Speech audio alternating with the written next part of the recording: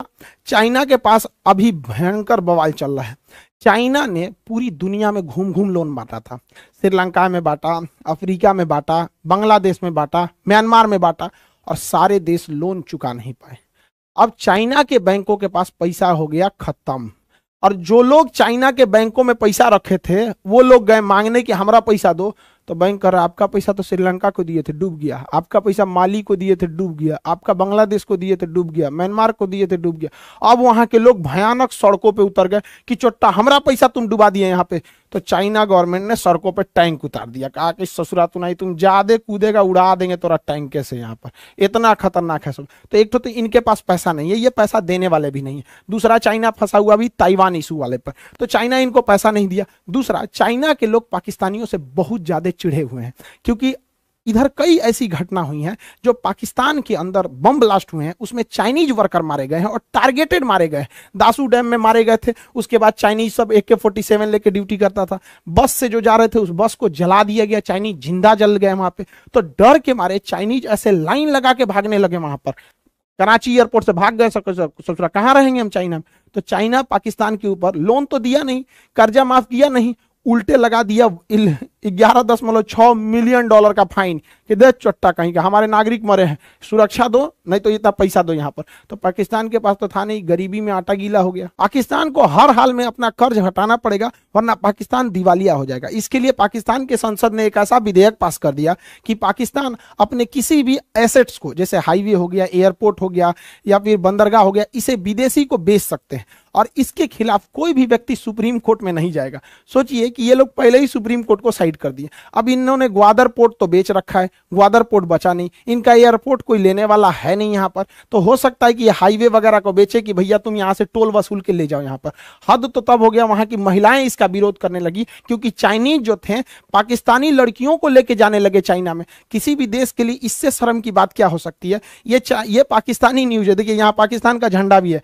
ये पाकिस्तानी लड़की को गर्ल को लेके जा रहा था चाइना में, यहाँ पे विरोध हो गया यहाँ पे। तो अब पाकिस्तानी लड़कियां अब जाएंगी कर्जा उतारने के लिए। यार कोई भी देखो, हम लोग को भी इतना शर्म लगता है देश सुनते कि पाकिस्तान वालों का क्या क्या हाल हो गया वहां पे, ये हाल है। और पाकिस्तान के लोग भी देख रहे होंगे, तो ये आप ही के यहाँ का न्यूज है, ये हमारे यहाँ का न्यूज नहीं है। चाइनीज भड़क गया कि हम ले के जाएंगे उसको यहाँ पर, तो ये हाल हो गया पाकिस्तान का। और उसके पास बेचने के लिए कुछ है नहीं। CP इसी सड़क में ऑलरेडी उसने कर्जा ले रखा है, इतना बड़ा सड़क बनाने में और चारों ओर फैक्ट्री लगाने में, फैक्ट्री तो लगी नहीं। दूसरा, ग्वादर पोर्ट इसने 40 साल के लिए लीज पर दे रखा है, तो इसके पास अब बेचने के लिए कुछ है नहीं। अब चाइनीजों का बलूचिस्तान के एरिया में कब्जा होते जा रहा है। बलूचिस्तान खनिज संपदा से बहुत भरा हुआ है, और बलूचिस्तान के खनिज को चाइना निकाल रहा है, और यहाँ बलोच वाले मिलकर उसको मार रहे हैं। बलोचों का कहना है कि ससुरा हमको अलग करो, जब तुम हमारे साथ भेदभाव करते हो तो हमको अलग करो। देखिए पाकिस्तान की समस्या समझिए, कोई भी देश को एजुकेशन बहुत जरूरी है, और ना उस देश के अंदर जाहिलियत भर जाएगी। पाकिस्तान में जो पंजाबी लोग हैं उन्हें ज्यादा वैल्यू दिया जाता है। कहा जाता है कि गोरे गोरे लोग होते हैं, बहुत अमीर होते हैं, पढ़े लिखे होते हैं। तो पाकिस्तान में सबसे ज्यादा वैल्यू पंजाबियों को दिया जाता है, उसके बाद वैल्यू सिंधियों को दिया जाता है। पाकिस्तान में यही दो लोग इज्जत से जी सकते हैं। और सबसे कम वैल्यू दिया जाता है बलोचों को। तो बलोच को इज्जत नाम की कोई चीज नहीं मिलती है।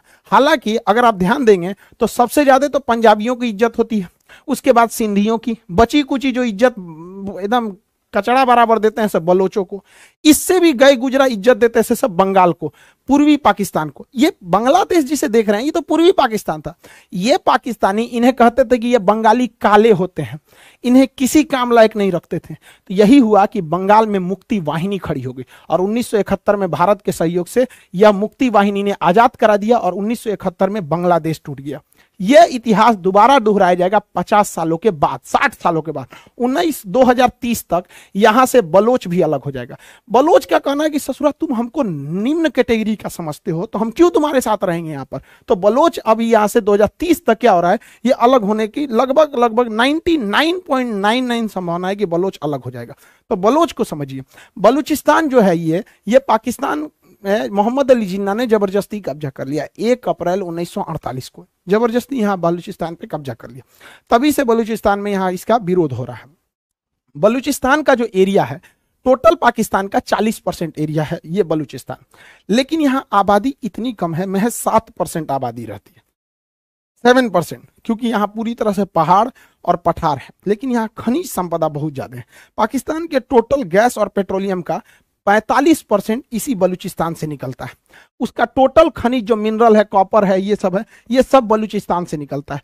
इसकी सीमा अफगानिस्तान से और ईरान से लगती है, इसलिए इसका स्ट्रेटेजिक महत्व भी है। पाकिस्तान का दूसरा सबसे बड़ा बंदरगाह ग्वादर बंदरगाह भी यहीं से है। सीपीसी सड़क भी इधर ही जा रहा है। लेकिन इन सारे चीजों में बलूचिस्तान के लोगों को रोजगार नहीं दिया गया, यहाँ कोई भी डेवलपमेंट नहीं किया गया, ना ही कोई कायदे की यूनिवर्सिटी खोली गई, ना ही हेल्थ केयर इंफ्रास्ट्रक्चर को बढ़ावा दिया गया, ना ही किसी इन्वेस्टमेंट को यहाँ लाया गया। यहाँ किसी भी तरह का डेवलपमेंट नहीं किया गया और उल्टा तो यहाँ पे सेना लगा दिया गया जो यहाँ लोगों को घर में घुस घुस के मार देती है, और चाइनीजों को भर दिया गया जो यहाँ की लड़कियों को उठा के लेके चले जाते हैं। तो ये एरिया में भीषण बवाल हो गया है। अब इन लोगों का कहना है कि हम क्या रहेंगे, अलग रहना चाहते हैं। तो ये बलोच वाले लोग अलग रहना चाहते हैं। अब यहाँ पे डबल समस्या समझिए कि बलोच जो है इनको भारत का समर्थन है, ये भारत के मतलब फेवर में रहते हैं। देखिए जब भी बलोच का झंडा देखिएगा तो इंडिया का झंडा साथ में रहेगा। तो बलूचिस्तान में ये अशांति देखकर यहाँ पर तहरीके तालिबान पाकिस्तान, ये भाई साहब देख रहे हैं, ये जो हीरो की तरह है, तो हम लोग के लिए तो ठीक है, ससुरा मार रहा है पाकिस्तान को, मार भाई तुम और तगड़ा एकदम यहाँ पे। तो हम लोग के लिए क्या कचरा है, हमारे दुश्मन का दुश्मन हमारा दोस्त। इंटरनेशनल रिलेशन में तो यही होता है, लेकिन हम लोग थोड़ा एथिक्स वाले हैं, खुल के सपोर्ट नहीं कर सकते हैं इनका। लेकिन आप तो समझदार हैं यहाँ पे। तो तहरीके तालिबान कहता है कि हाँ ये अलग होना चाहिए। दूसरा जो बलोच लोग हैं, लोग बलूच, ये भी अब पाकिस्तान से कहने लगे हैं कि हमको अलग करना है। और हद तब हो गई जब फरवरी में इन बलोचों ने पाकिस्तान के 200 रेंजर जवानों को, उनके जो बीएसएफ होती है रेंजर, मार के मौत के घाट उतार दिया वहां पर। अब पाकिस्तान को समझ में आ रहा है कि 26/11 पे हमला कराओगे, कश्मीर में कराओगे, अब तुम ससुरे खुद मरोगे। अब इसमें भारत सरकार को क्या करना चाहिए कि इनका थोड़ा समर्थन करना चाहिए, जो बलोच हैं। अब इसमें ऐसा नहीं कि भारत सरकार ने समर्थन नहीं किया था। 2016 में लाल किले पे से हमारे प्रधानमंत्री मोदी जी ने कहा था कि पीओके और बलोच के लोगों के साथ उनकी सहानुभूति है। इससे बलोच लोगों का मनोबल बहुत बढ़ गया। अब बलोचों का मनोबल बढ़ेगा ना तो ये विद्रोह कर देंगे, लेकिन ये लुका छिपी की तरह नहीं हो पाएगा। और हाँ, ये बात हम समझते हैं कि प्रधानमंत्री हो, राष्ट्रपति, विदेश मंत्री, इनके एक लिमिटेशन है, ये कुछ भी बातों को नहीं बोल सकते। लेकिन हम लोग तो बोल सकते हैं। हम लोग तो कहते हैं भैया खुला समर्थन है भारत का। बलोच लोगों से कहते हैं कि इशारा समझो, हम लोग भी खुला समर्थन इशारों में ही किए थे मुक्ति वाहिनी का, और 1971 में अलग हुआ था। तो जितने बलोच भाई लोग हैं, आप आगे बढ़ो, हम आपके पीछे आइबे करेंगे, हमारा विक्रांत पीछे से आएगा, सब आएगा यहाँ, बस एक बार आगे बढ़िए। सरकार का काम क्या है कि वो खुल के तो कुछ नहीं बोल सकते ना, फंस जाएगी। तो सरकार का काम थोड़ा पर्दे के पीछे होता है। तो हम लोग का काम है बलोच लोगों का मोरल बढ़ाना, तो मोरल हाई हम लोग कर देते हैं। बाकी मटेरियल पहुंचाना सरकार का काम है, हमारी रॉ है, मटेरियल पहुंचा दे। हम लोग के लिए एक फायदा यह है कि हम लोग बोल सकते हैं, कोई दिक्कत नहीं है। लेकिन सरकार चाहती है लेकिन बोल नहीं सकती। आप सब पढ़े लिखे हैं, समझदार हैं, क्योंकि इंटरनेशनल रिलेशन में एक दबाव बन जाता है कि आप क्यों किसी देश को तोड़ रहे हैं यहाँ पे। तो भारत के लिए ये एक बहुत अच्छा दबाव है कि अगर तुम कश्मीर को अशांत करोगे तो ससुरे हम तो तुम्हारा तूरिये देंगे, और हमें तोड़ने में जाता क्या, पहले से एक्सपीरियंस है हम लोग के पास 1971 का, इसी को दोहरा देंगे 2030 में। और तुम्हारे पास तो अर्थव्यवस्था नहीं है, ससुरे खाए भी ना मर रहे हो यहाँ पर। देखिए बलूचिस्तान का अलग होना या अशांत होना बहुत ज्यादा जरूरी है कश्मीर के सिक्योरिटी के लिए। बलूचिस्तान पाकिस्तान का 40% एरिया है। अगर ये अशांत हो गया, यहां विद्रोह हो गया आजादी के लिए, तो पाकिस्तान को अपनी सेना को यहां से बुलाना पड़ेगा कश्मीर से, और यहां पर जाके इंसर्जेंसी को शांत करना पड़ेगा, जिससे कि हमें फायदा होगा और कश्मीर शांत होगा। तो कश्मीरी भाइयों की शहादत न हो, कश्मीर शांत हो सके, भारत का कश्मीर भारत के साथ कंधे से कंधा मिला के चल सके, वहां भी विकास हो सके। इसलिए कश्मीर के विकास के लिए यह जरूरी है कि एक नए देश का उदय हो, और इसके लिए जहां तक हो सके हम लोग से तो जितना बनता है कर सकते हैं। हम मोरल बढ़ा सकते हैं, आइडियाज आगे बढ़ा सकते हैं, लेकिन मटेरियल सरकार ले आएगी। बलोच लोग आप याद रखिए, आपको आगे बढ़ना पड़ेगा। आप एक कदम आगे बढ़ाइए, बाकी सारा काम हम लोग कर देंगे यहां से। तो ये बलूचिस्तान का ये एरिया अशांत होना जरूरी है। इससे एक तीर से दो निशान होगा। एक, पाकिस्तानी आर्मी इधर मोबिलाइज होगी, दूसरा पाकिस्तान का जो चाइना का ये जो सीपीईसी का सपना है ये भी धाराशायी होगा। ग्वादर पोर्ट का पूरा पैसा फंस जाएगा। अब ससुरा चाइना, अब चाइना की मजबूरी बनेगी कि उसको मलक्का होके ही आना पड़ेगा, क्योंकि पहले उसका आइडिया था कि इधर से इधर अरब सागर में चले जाएंगे, भारत को बाईपास कर देंगे। अब ससुरे बाईपास करके दिखाओ, हिंद महासागर में तो उघारे करके मारेगी इंडियन नेवी तुम चाइनीज लोगों को। तो भारत सरकार के लिए बहुत जरूरी है ये बलूचिस्तान का मामला खेलना, और अभी मौका बहुत बेहतरीन है। है, बलूचिस्तान वाले लोगों के लिए मोरल के साथ साथ मटेरियल की भी जरूरत है, और बलूचिस्तान वाले लोगों को भी कहते हैं एक बार तो आपको आगे बढ़ना ही पड़ेगा। एक समय था जब पाकिस्तान जो था ना चाइना के गोद में बैठा था। आइए हमारा चचवा क्या बोलता था, ये चोट्टा साला क्या कह रहा था कि हमारी और चाइना की दोस्ती हिमालय से भी ऊंची है और समुद्र से भी गहरी है। चोट्टा कहीं का। अब बोलो कि हमारा और चाइना का कर्जा हिमालय से भी ऊंचा है, समुद्र से भी गहरा है, दूसरे के बल पे कूदेंगे। देखिए मेन आप समझिए गहराई से, कभी भी किसी भी देश को अगर आगे बढ़ना है तो किसी दूसरे देश पे नहीं कूदना चाहिए। एक समय था ये ससुरा अमेरिका के दम पे कूदता था, बाद में चाइना के दम पे कूदा, दोनों ले लात मार दिया। तो ये मोरल है लेसन, किसी को दूसरे देश पे नहीं कूदना चाहिए। यूक्रेन तो कूद रहे थे, मरा गए छुट्टा। दूसरा कि हर देश को अपने खुद के विकास पे ध्यान देना चाहिए, दूसरे के टांग नहीं लड़ाना चाहिए। हम लोग मंगल ग्रह तक चले गए, ये ससुरा अभी कश्मीर में घुसने के लिए सोच रहा है। तो अगर ये टांग नहीं लड़ाता, कश्मीर से 370 हट गया, धीरे धीरे आने वाली जितने कश्मीर के उग्रवादी हैं सब ये चोट्टे 30-40 साल में मर जाएंगे सब। उसके बाद नई जनरेशन वो भारत से कंधा मिला के चलेगी, उसको पता ही नहीं चलेगा 370 क्या है। लॉन्ग टाइम में सोचिए यहाँ पर।